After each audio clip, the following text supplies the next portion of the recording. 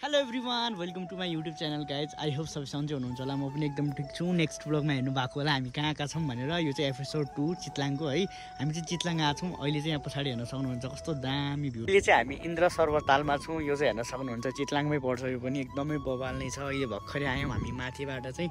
Bike चाहिँ हाम्रो यहाँ छ। हालत चाहिँ हाम्रो यस्तो भएको छ। यो चाहिँ हाम्रो हेर्न सक्नु इन्द्र सरोवर। दाइ यहाँ खासियत के रहेछ यो ठाउँमा के छ त? घुम्नलाई बोटिङ झर्नाहरू चितलाङ होइन। उता पारी चाहिँ झर्ना पनि रहेछ है। ए त्यहाँ होटलहरू राम्रो छ त है। माछा पनि मार्छन् है उता। माछा पनि मार्छ। जसले पनि मार्न पाइयो ए वाउ। खालि टाइम पासको लागि भए पनि मार्दा सही भयो नि त। यो ठाउँको नाम के भन्नुभयो दाइ फेरि भन्नु न। यो ठाउँलाई इन्द्र सरोवर ताल हो। तालको नाम चाहिँ ठाउँ चाहिँ मार्खु ओ माई गड मार्खु हो। सो हेर्न सक्नुहुनेछ यस्तो बवाल नै छ। क्या दामी मौसम भएको छ। आज चाहिँ हामी यतै बस्छौँ होला। वाउ यो ताल हेर्नु न कस्तो दामी छ कि। वाउ हावा लागिरहेको छ। चिसो पनि भइरहेको छ। अनि घाम पनि अलिअलि लिटिल बिट घाम पनि छ। यता रेटिङहरूमा पनि बसिरहेको छन्। सो रमाइलो छ यार कस्तो दामी है। यहाँ हेर्नु न कस्तो दामी भ्यू देखिरहेको छ। अब चाहिँ हामी नास्ता खान्छौँ। एकदमै भोक लागिरहेको छ। माथि छ उता चाउमिन भनेर भनेको थियौँ। यहाँ हेर्नु न कस्तो दामी देखिरहेको छ। यहाँबाट हेर्नु न कस्तो दामी छ। यहाँ दाइहरू पनि सुटिङ गर्न लाग्छन्। यहाँ कुत्ताहरू यस्तो दामी छन् डगहरू। अनि यहाँ दाइहरू सुटिङ गर्न लाग्छ। यस्तो दामी लोकेसन छ हेर्न सक्नुहुनेछ। यहाँ देखिरहेको छ। निरजी कस्तो लागिरहेछ? एकदम बवाल छ। सो हामी पनि अहिले अब भोक लागिसक्यो। अब हामी नास्ता खान्छौँ। हाम्रो बाइक चाहिँ यता छ। हेलो काट्छ होला यार। हामी यहाँ माथि आएको छौँ खाना खानको लागि। एकदम भोक लागिरहेको थियो। दाइ अलिक गरम गरिदिनु हुने हो कि? अलिक गरम गरिदिनु हुने हो कि? त्यसलाई गरम गर्न मिल्यो अलि? ल हुन्छ दाइ ल। आज हामी यतै बस्नेछौँ। मेबी हुनसक्छ यतै है। तर राइड गर्न चाहिँ एकदमै मजा आउँछ।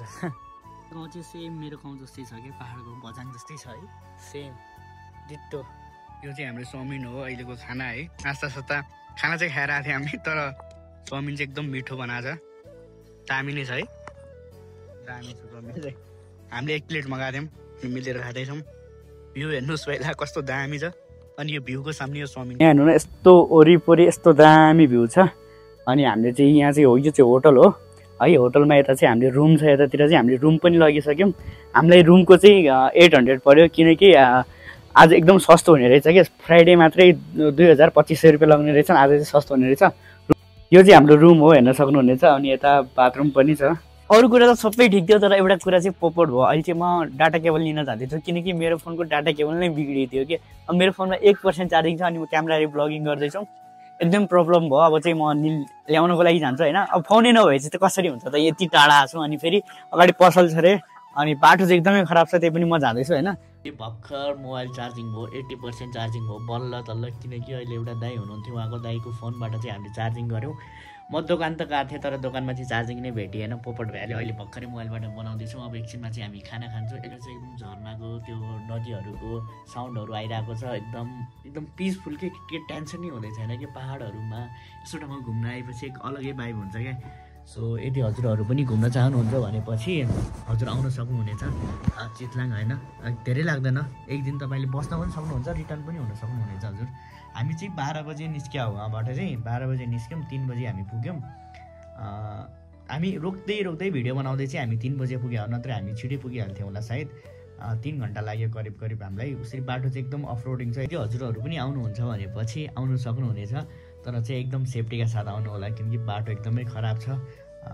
गाडीमा राम्रो तरिकाले हुन्छ नि प्रिपेयर भएर चाहिँ आउनु होला भन्छु। अरू त त्यस्तै हो। बाँकी हाम्रो रुमको रेन्ट चाहिँ आजको 800 हो। अरू दिन चाहिँ एकदमै महँगो हुने रहेछ। तर आज चाहिँ एकदम सस्तो हुने रहेछ। किनकि शुक्रबार चाहिँ एकदम महँगो हुने रहेछ। अरू दिन तपाईँले आउनुहुन्छ भनेपछि चाहिँ 810,000सम्म पर्छ तपाईँलाई। अब हामीलाई यो रुम चाहिँ यस्तो राम्रो रुम छ। यो रुमको चाहिँ विथ अट्याच बाथरुम पनि छ उता। यसको चाहिँ हामीलाई 800 पर्यो है। निरजी आउँदै हुनुहुन्छ। निरजी रातिको भ्यू कस्तो लागिरहेको छ?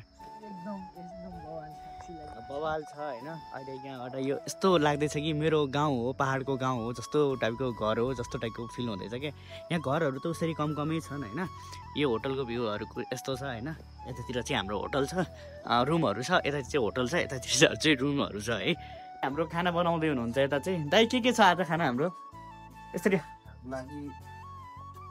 खाना चाहिँ एकदम नेचुरल हिसाबमा बनाउँदै हुनुहुन्छ। यहाँ चाहिँ रोस्ट पनि भनेको थिएँ मैले, रोस्ट पनि अनि चिकन पनि छ होला, चिकन ग्रेभी। दाइ मस्त बनाइदिनु है, थ्याङ्क यू सो मच। हजुरको नाम के हो दाइ?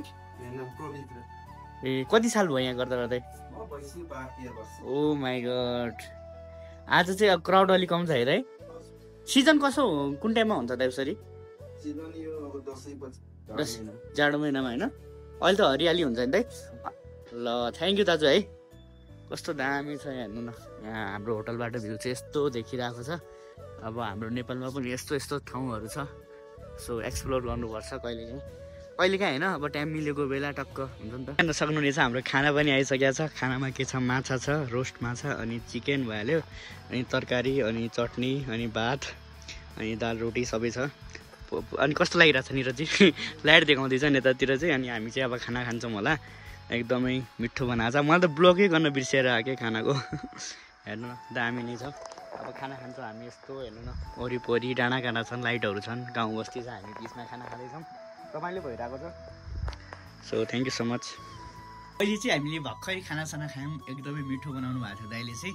आज चाहिँ यति नै आजको लागि। यदि हजुरहरूलाई भिडियो मनपर्छ भने चाहिँ लाइक सेयर सब्सक्राइब सब गरिदिनु होला। Bye by. अब चाहिँ हामी भोलि भेट्नेछौँ। भोलि चाहिँ हामी चितलाङ पुरै घुम्नेछु, सबै कुराहरू देखाउनेछु, के कस्तो हो सबै कुराहरू म डिटेलमा हजुरहरूलाई भन्नेछु।